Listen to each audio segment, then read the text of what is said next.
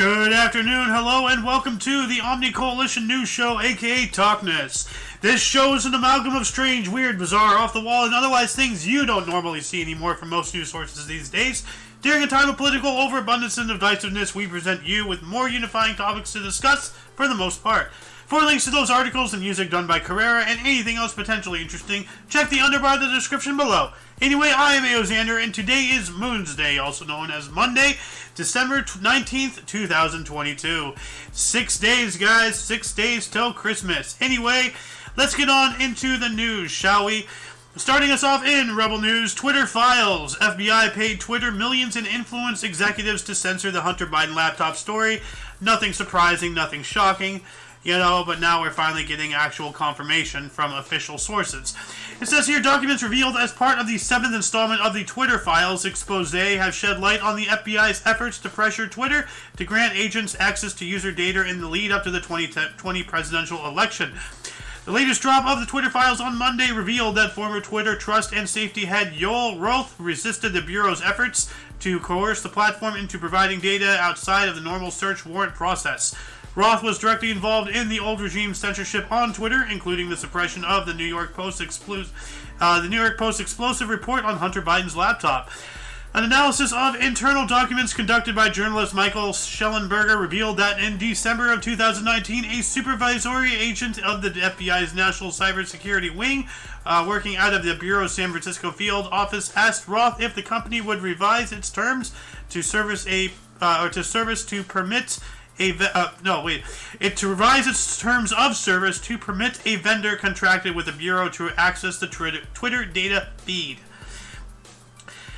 For further reading on this article, please refer to the underbar in the description below. It says, I'm going to read this last article, this next paragraph here. It says, Schellenberger's findings indicate that the FBI have been in contact with Twitter executives for months prior to the release of the New York Post article and had shed documents of the company's head of state security or head of site integrity just hours before the story was published. Yeah, not surprising, as I said, in the least at all. We already knew all this stuff. So, anyway, I'm going to move on up here. More from Rebel News. Health Canada staffer dies suddenly. Not shocking, again. It says here, Adam Exton was a Liberal staffer working as the Director of Parliamentary Affairs at Health Canada at the time of his tragic passing. The obituary for Exton details that he was 35 at the time of his death. Exton, as part of the leadership team that led Canada's COVID-19 response, was instrumental in instituting vaccine passports of a federal level. However, Exton may have been struggling with his own health. The obituary further reads that, quote, in memory of Adam, donations can be made to the CMHA, an organization that was very important to him. End quote. CMHA is the Canadian Mental Health Association. It is a nationwide organization that promotes mental health and supports people recovering from mental illness. Yeah, sure, while they're more advising people for medically assisted suicide because it's cheaper to just kill people off rather than actually, help them live. Go Canada. All I can say is, I'm not sad he's gone. I'm not, nobody deserves to die, but, this person, he sent a lot of people to their death. So, what goes around comes around. Anyway, I'm going to go on more from Rebel News. Viewers react. General Motors invites, then prevents Rebel News from covering Trudeau events. How can you reverse yourself like that? That's obviously not going to work out well in your behalf. It says here, on Friday's episode of Rebel Roundup, David Menzies read your reactions to General Motors inviting, then preventing Rebel News from covering their event with Prime Minister Trudeau at their Ingersoll, Ontario facility. It says here, one viewer called Roger Moses chimed in writing, quotes, I'm getting really sick and tired of people claiming Rebel News is not media or journalists and keeping their employees out of the loop. They give much better accounts of current events than CBC, Global, CTV, etc. End quotes. Another viewer shared their thoughts, writing, quote, "Thanks, David. Great report. As a diehard Chevy/GM supporter, I will never buy again from this woke company. Too bad GM was a great company years ago. RIP GM.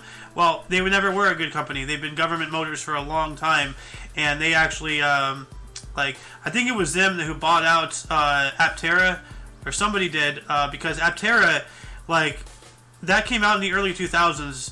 It gets 300 some odd miles to the gallon equivalent, so it has 1,000 some odd or several thousand miles to the charge, I think. I'm not entirely sure, but compare that to the Teslas and all the innovative stuff that we have today. No, they're holding technology way back. There's so much more that can be done that's already out there. Let's not forget the hydro powered automobile, powered off of water. I know GM bought that out, and kept that technology suppressed. So, but yeah, how can you invite people to come over and then say, oh, never mind? You can't uninvite people. That's really childish. Anyway, moving on up to more from Rebel News. British luxury hotels used to house illegal boat immigrants. Once again, not a surprise here. The news of illegal economic migrants being housed in luxury hotels at taxpayer expense has caused outrage among the British people. The UK government has been accused of wasting taxpayers' money on housing migrants in hotels, while many British citizens are struggling to make ends meet. Yeah, as it's going out, out here in California, illegals have more rights than I do. Literally, they really do. It continues on here. According to Home Office statistics, 419 different hotels are being used to accommodate asylum seekers, the vast majority of whom are economic migrants, at a cost of £7 million per day, Summit News reported. What? Okay, so I guess the whole shebang costs that much. But this is disgusting. Utilizing taxpayer money to house illegals. It continues on here. The scandal has been further compounded by reports that some of the hotels are located in prime tourist areas. This has caused disruption to those who had booked the hotels months in advance, with many having their wedding plans ruined after receiving phone calls from the hotel to immediately cancel their bookings. Nigel Farage, former leader of the Brexit Party, has responded to the news of illegal migrants being housed in hotels across the UK. He remarked, quote, "It is out of control. There are very, very few towns now unaffected by this," end quote. Yeah, so not only is it costing taxpayer monies, it's ruining very important portions of people's lives. Their weddings, their vacations, other trips. This is absolutely abysmal, and whoever is in charge of this, feed them to the wolves. So, anyway, let's move on up here. More from Rebel News. Union calls to randomly test kids and teachers for COVID, labeled nuts. Yeah, I 100% agree on that. This is what is a random drug test or something? Seriously. A call for school students to be randomly tested for COVID-19 has been described as nuts. I agree. The recommendation was made by the Australian Education Union to a parliamentary inquiry into long COVID. A, quote, regular asymmetric testing program, end quote, for staff and students should be mandated in all public schools, the union said. No. It is also recommended that, quote, mandated isolation from the school or other education settings is reintroduced for students or school staff who are infected with COVID, end quote. And that appears to be it, without the all these other quotes and whatnot. So that is absolutely outrageous. Absolutely outrageous. This, it's gone too far. Enough with this COVID stuff. Media, are you listening to me? Rupert Murdoch, all freaking whoever's in charge of CNN, all you people, are you listening to me? Stop it. Okay, we're done. Enough with this COVID crap. Anyway, let's move on up here. More from Rebel News. Trans predator sent to jail after police sting exposed shocking depravity. Not shocking at all. So, a Sydney transgender woman has been sentenced to 5.5 years in jail for trying to have sex with a woman and her child while on bail for sending sexually explicit text messages to a 14-year-old. Wow. Except that none of the alleged victims are actually existed. Tan Miller, at the age of 49, was actually speaking to Child Exploitation Unit detectives on each occasion. The Downing Center District Court was told last week that Miller had prepositioned to have sex with a police officer posing as a 39-year-old mother in an online chat room. What the hell is wrong with people? Like as I keep saying, all these little segregated groups, like from BLM to feminists to Antifa to the Alphabet Mafia, to the homosexuals to the pansexuals to the transgenders, like all these people, like it almost seems like they're allowing one bad apple to spoil the whole bunch, because I'm not seeing any activity from anybody to push back against people who are supposed to be representing you. So, and stories like this are just coming out day after day after day after day. Oh, I don't know what to think. Anyway, let's move on to more from Rebel News. Antifa-like mob protests Christian freedom event in Vancouver. Not surprising again. So, the Vancouver stop of the popular Let Freedom Reign tour was caught off guard last week by a mob of approximately 20 Antifa-type protesters who opposed the event. So you mean Antifa? Antifa-type, mostly peaceful. Really, you're going to try to utilize, this stupid, euphemistic language? No, it's Antifa. The Christian-led event, put on by Laura Lynn Ministries, attracted close to 600 attendees who squeezed through a mob in black at the center's entrance in order to hear a message of hope, truth, and courage from speakers Pastor Arthur Pawlowski, Minister Laura Lynn Tyler Thompson, and Dr. William Mackes. It continues on. Quote, "We are here to condemn the presence of alt-right speakers and organizers of tonight's Let Freedom Reign event at the Croatian Cultural Center," end quote, read a piece of paper one protester flashed in my face as I questioned their members whether they had hate for Christians and had just been paid to be here. There's obviously a lot more to the article here, so please go to the underbar of the description below, go to this link here, give them the foot traffic. They put in the work and effort, to make this article. I'm just reading it for you to get you to spread awareness, really. So, but this is not surprising in the least. The same page condemned Justin Gordon as a speaker of the event, allegedly because he shares, quote, anti-Semitic conspiracy theories and ultra-nationalist beliefs, end quote. Buzzword, buzzword, buzzword, buzzword. Yet there was no such speaker named Justin Gordon at the event, nor at any of the tour's prior events in cities across Canada. So not only are they utilizing buzzwords to have an excuse to crash this party, but he's not even there. So, yeah, clearly they have no idea what the hell they're doing. Anyway, let's move on up here from Oddity Central. We have the HuggyBot 3.0. Robot uses science to deliver the perfect hug until it squeezes your head in like a grape. HuggyBot 3.0 is the third iteration of a robot designed by a team at the Max Planck Institute for Intelligent Systems to deliver the perfect hug. Hugging probably isn't the first thing that comes to mind when thinking about things that robots could help humankind with, but a team of scientists at the Max Planck Institute for Intelligent Systems disagrees. Alexis E. Block and her colleagues have been involved in the HuggyBot project for years, trying to create a robot that can deliver human-like hugs and replace actual people in various scenarios, like providing comfort to the lonely or replacing somebody who just can't deliver a hug in person for some reason. Their third iteration, the HuggyBot 3.0, is apparently quite the hugger.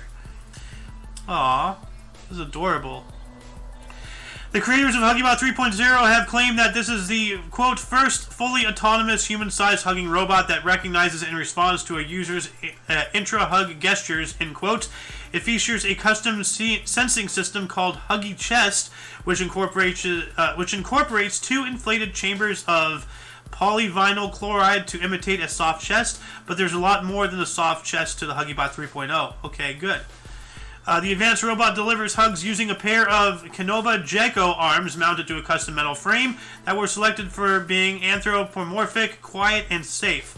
As a hug takes place, a barometric pressure sensor and microphone inside the artificial chest detect human touch and begin transmitting data via an Arduino Mega microcontroller board to a robot operating system ROS-based computer located in the HuggieBots 3.0 3D printed head.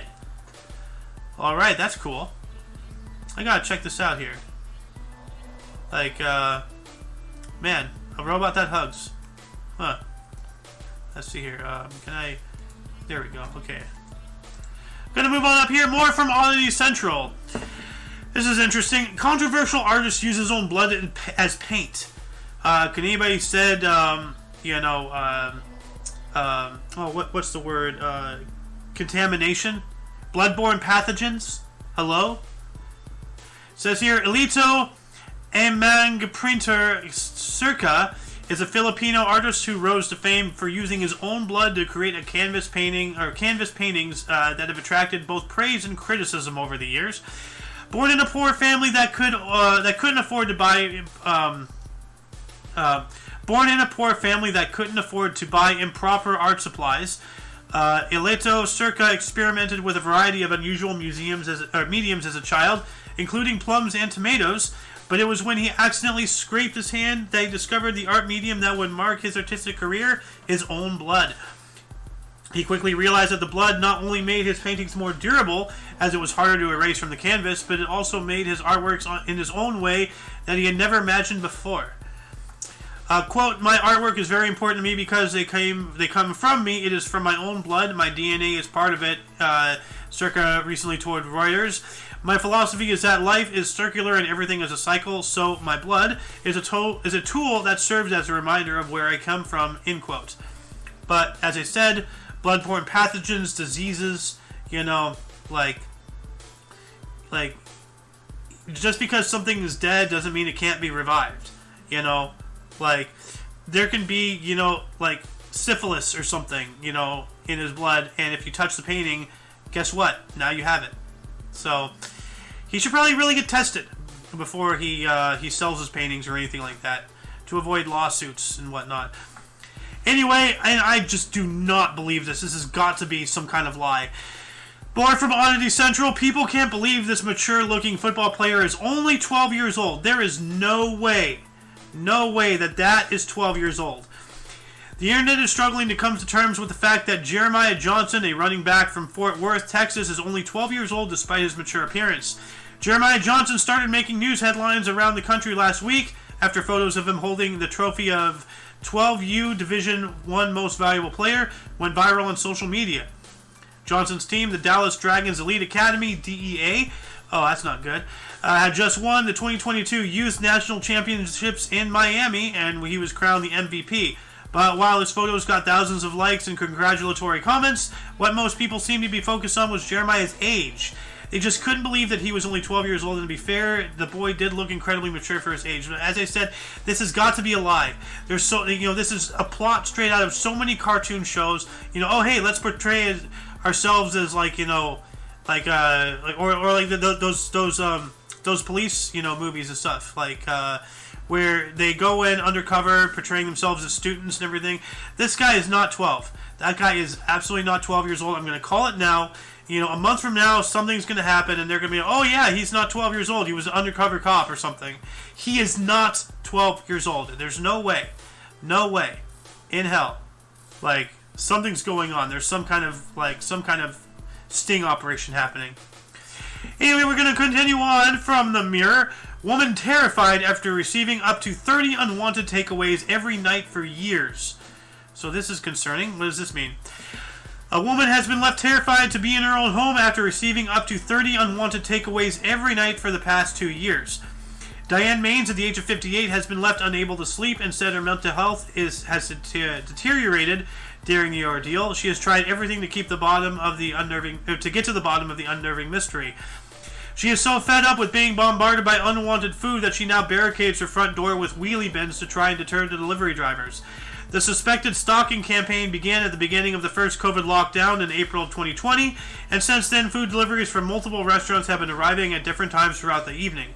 At first, Diane started receiving knocks on her door for 4 takeaway drivers, with 4 or 6 orders coming each night for several nights, but the problem got worse, and she began receiving 20 or 30 separate orders.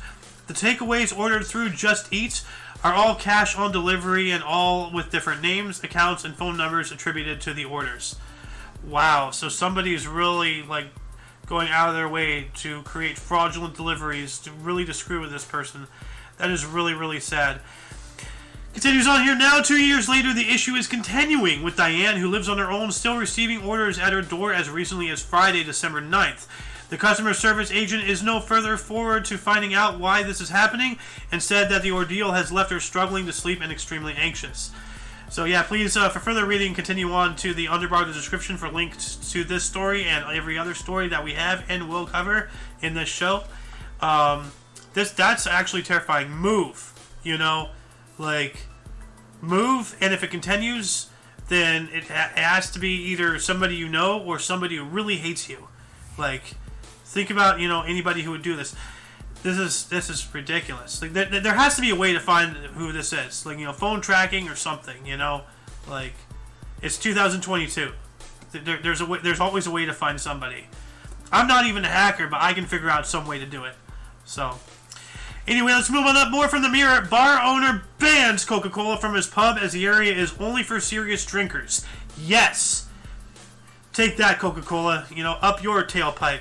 An infamous bar owner in Belfast has broken the mold after refusing to serve a prospective customer a glass of Coca-Cola, stating that his bar is for serious drinkers only. Biddle's Bar in Belfast City Centre is well known for the quality of its Guinness. A wary traveller popped in to get out of the cold for a quick Coca-Cola, or so he thought. Bar owner John Biddles said the small watering hole doesn't have room to cater for people not drinking booze, the Daily Star reports. Speaking to Sunday World on Saturday, December 17th, he said, quote, "This guy came in and ordered a Coke. Well, a glass of Coke doesn't really work for me," end quote. So yeah, no, if you go to a bar, get an alcoholic beverage. Don't go to a bar and get milk or, a soda, or water. The bars exist for a reason. If you want just a normal beverage, either stay at home or go to a Denny's or something, But yeah, seriously. And, for other reasons, kudos to this guy for, not having, straight up just Coca-Cola. Because, after what they did and everything. So, Coca-Cola should really, get banned entirely. So, anyway, let's move on up from UPI, otherwise known as OOPI. A trailer hauling 6,000 pounds of onions caught fire on Florida highway. Mason, no! Mason, why? Firefighters responded to a Florida highway where a blown-out tire caused a trailer loaded with thousands of pounds of onions to catch fire. Ocala Fire Rescue said in a Facebook post that multiple crews responded to a report of a freight vehicle fire on Interstate 75 just south of exit 354. The crews arrived to find an open trailer being hauled by a pickup truck was fully engulfed in flames. The driver who had exited the vehicle told firefighters the blaze was sparked when one of the truck's tires blew out. The trailer had been carrying 6 cargo bins loaded with a total of about 6,000 pounds of onions. The flames were extinguished about 3 minutes after firefighters arrived on scene. No one was injured in the incident, the department said, except for all of those onions. And, yeah, that's a tragedy. 6,000 pounds of onions gone. Well, maybe they could salvage some. I'm not entirely sure. Yeah, no, they're just washing the onions now. It looks like. Anyway, let's move on up here. More from UPI. Alberta couple's home filled with 133 decorated Christmas trees. That's a lot. An Alberta couple filled their home with 133 decorated Christmas trees to raise money for a local animal shelter. Tom Kiraluk and Vince Jackman said they first filled their Red Deer home with Christmas trees and opened the doors to the public about 15 years ago when they had 15 decorated trees in their home.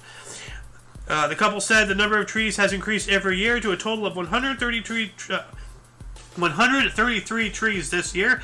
The pair said that the tours they give of their tree-filled home raise money for the Central Alberta Humane Society. For further reading on this article, please, refer to the underbar, yada, yada, yada. That's a lot of trees. I mean, I was watching a video not too long ago. It's like, we have a Christmas tree here. We have a Christmas tree here. We risk our lives to put a Christmas tree up there. We have a Christmas tree over there. And then we're talking about putting a Christmas tree there. It's like, that's what, 5, 6 Christmas trees? This is 133? I gotta see. Let's see here. Is this gonna even play for me? 3 years ago. My name is Tom. Oh. I'm Vic. Oh wait, was that upside down? Yes, it was. Huh. Wow. Okay, and so they have big trees, little trees, a wizard tree. Wow. Las Vegas Christmas tree. It's made from... Wow, that's an astounding amount of Christmas trees. Anyway, let's move on up here. More from UBI. Michigan woman's 20-year-old chicken might be the world's oldest. And might be. A Michigan woman is seeking Guinness World Records recognition for her pet chicken, Peanut, who is believed to be the oldest in the world at the age of 20. Marcy Parker Darwin of Waterloo said a friend urged her to apply online to have Peanut recognized as the world's oldest living chicken, and she received a response about 2 weeks later with instructions on how to gather evidence, including photos, videos, witness statements, and media coverage. Quote, I'm hoping they'll give credence to my witnesses like my niece in her 30s who loved Peanut as a teen, and a friend who moved to California 18 years ago and had loved Peanut and was astonished when he moved back to see her again, among others, end quote, Darwin told the Sun-Times News. Darwin said she started rescuing chickens in the 1990s and early 2000s. A Nankin hen laid a clutch of eggs in her coop after a love affair with a Millie Fleur's rooster. Darwin said one of the eggs failed to hatch and she was preparing to throw it away into a pond for the fish and turtles when she heard a faint chirp. Quote, I ended up peeling it out of the egg. As the chirping grew fainter, I feared the chick would not survive. A pitifully wet, wadded up mess sat in my hand. I wrapped it in a towel and carried it close to my heart as I set up a cage and mounted a heat lamp with one hand, end quote, she said. The chick, Peanut, was rejected by her mother and had imprinted on Darwin. Alright, well, cool. So... But that's sad. It was rejected by the mother. So, but hey, you know, big things come in small packages. The runs of the litter turns out to be become the world's oldest chicken in, the history of records as far as humanity is concerned. Hey, that's a pretty good, roll right there. Anyway, more from UPI in a page right out of National Lampoon's Christmas Vacation. A squirrel hides out in North Carolina family's Christmas tree. A North Carolina family shared video from the unusual festive scene that unfolded when a squirrel that entered their home tried to hide out in the Christmas tree. Okay, so it got in their home. It didn't come in through the tree. Taylor Stating, who posted videos of the wildlife encounter to Facebook, said the squirrel apparently entered the family's Waxhaw home through a loose roof shingle, climbed through a sink pipe and opening, and emerged in an upstairs bathroom. Stating that the family dog Dixie then chased a squirrel through the house until it managed to hide out in the Christmas tree. Stating's video shows that her attempting to get the squirrel out of a nearby window while advice and commentary is offered by her kids, Colton at 11, Savannah 8, and Caroline 8 as well. So let's take a look at this. Well, before we go, we do... There we go. Yeah, it was hiding in the tree. That's a really nice tree, by the way. There you see that squirrel. All right. Taylor standing. I want to go back. I want to see that tree. That's a good looking tree. Go away. That is a really good looking tree. Good job. That's a kind of thin, but good job. So, yeah. Anyway, that shall conclude the show. Once again, you can check the underbar of the description for any links you may be interested in, including but not limited to all things OMNI Coalition. For your dose of different, on, and otherwise unknown news, we stream Monday through Friday at 2 p.m. Pacific Time, which is, and I'm not going to screw this up, 11, I was going to intentionally try to screw it up. No, 3 p.m. Mountain Time, 4 p.m. Central, 5 p.m. Pacific, and, well, I did screw it up, 5 p.m. Eastern, wow. No matter what, I'm going to screw something up. And then also 11 p.m. at night in Germany. Anyway, for all of you and all of us, I am A.O. Xander, and you are you. And until you catch us tomorrow, or if you're interested in history, we have a history show every morning at 10 in the morning Pacific Time. Anyway, until then, don't forget to look right and left at every intersection, rate 5 thumbs, and subscribe. Toodles!